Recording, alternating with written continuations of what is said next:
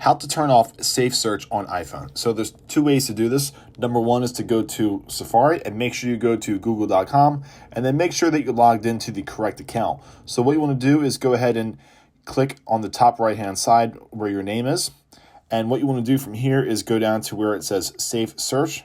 Go ahead and click that on. As you see, mine is on blur, and you can just go ahead and turn that off, and it will update you saying that it is now off.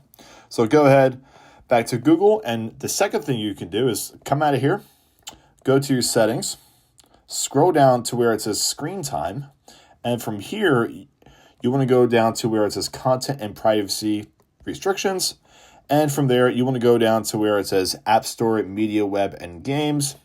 And then from there, go down to where it says web content. And as you see, I have only approved websites. But from this point forward, you want to click unrestricted. And from there, that's it. It may ask you for a password, but it may not.